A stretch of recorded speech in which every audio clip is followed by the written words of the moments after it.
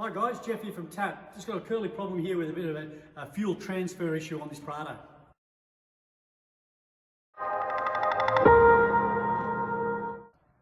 Just wanted to share with you this particular case study that we've got in the workshop today and the way that we've systematically gone through to diagnose the problem. So first up, we've got a 2010 Toyota Prado. It's got the it's the K1, it's the 150 series Prado. It's running the V6 2-litre turbo diesel engine, the 1KD FTV. So again, the transfer system on these cars varies between makes and models. So the petrol one has a slightly different system to the diesel model. This particular one was coming up with a warning light on the dash for fuel transfer issue. And trying to fill the tank, it would burble up, it wouldn't fill properly, it had some issues to it. So first up, we have to understand the system we're working on. This particular case here, if we come over to the fuse box here, we can see that we do have a fuel pump fuse, which is this one here. I've currently got my clamp on that, so we can current clamp the fuel pump fuse. Fuel pump relay here, I've got my relay buddy in there so I can actually check the output voltage, which we've got the oscilloscope rigged up to. So we're going to give this one a start then, check what our current flow is, make sure our relay is actually feeding voltage through to the pump, and we'll see what we can come up with. So we'll just give that a start there now.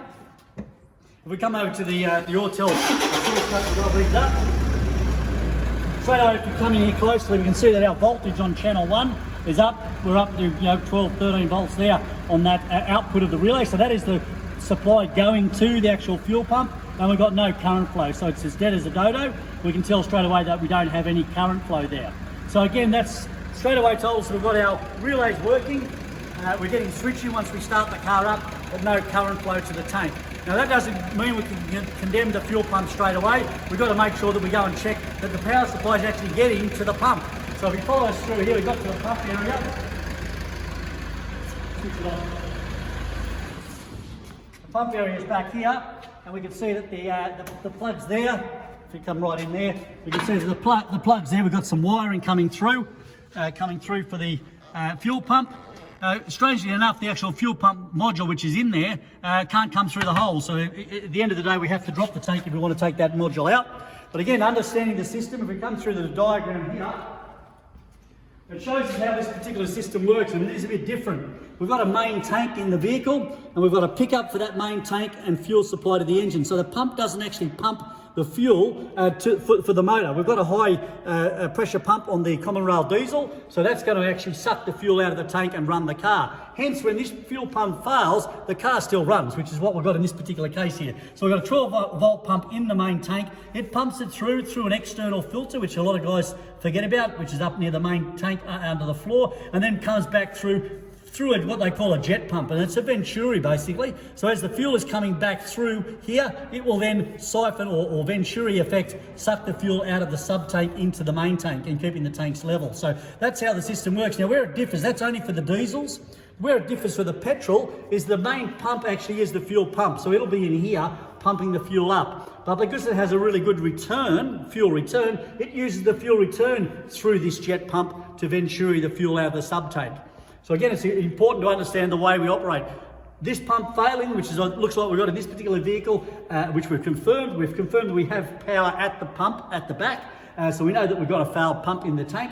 We're going to get that out and replace that, and then put it all back together and then recheck it for you. So we'll come back once we've done that and check the results when we put the new pump in. Yeah, back again goes with this particular fuel problem on the Prado. This is the old unit which we've taken out of the vehicle. It's come genuine, got the new ring, new O-ring, etc. seal, and the unit itself. The pump's in there like any normal fuel pump, but the only problem is it's just pumping it up, outlet, through the filter, and then back again through this venturi. And this venturi then causes that effect of sucking the fuel off the other tank. So we've got that new unit in the vehicle now. Again, we've got our oscilloscope rigged up for amp clamping and also our output for the relay. So we're going to give it another start now and see what the result is. Okay, if we have a look at the oscilloscope now, again, channel 1 being red, we've got our good voltage. Again, nice steady voltage there. And we can see number 2 now with our current flow on the green channel. We've got a nice consistent current flow there. Obviously, being a brand new pump, we would expect it to be a nice and consistent oscillations. And each one of those is one segment on the pump. So as the pump's turning around and that brush is making and breaking all the time, we're getting those nice smooth oscillations. Quite often if you're getting a failing fuel pump, you won't get that nice even oscillation. You'll get one or two that'll either be a lot smaller or larger than the rest, indicating that you've got a segment or two issue with that particular fuel pump. But having seen that now, we now know that we've got the new fuel pump in there. We've got good current flow there. We've checked our relay. We've got no voltage drop across the relay. So that's in good nick, and we can tick this one as being thick. So we're going to have to get the car back together and back to the customer, but a good, easy way of using our diagnostic tools, using our oscilloscopes, using our relay test pods, etc., to actually confirm what is the problem, and at the end of it, validate our repair. So that's something we can show the customer, take some screenshots, show the customer what the result was in the end once the car was fixed. So hopefully this has helped you out. Don't forget there is a difference between the diesel and the petrols. So again, do your research, understand the system you're working on, so when you're going about diagnosing it, you understand how it goes. Hope that's helped you out. See you next time.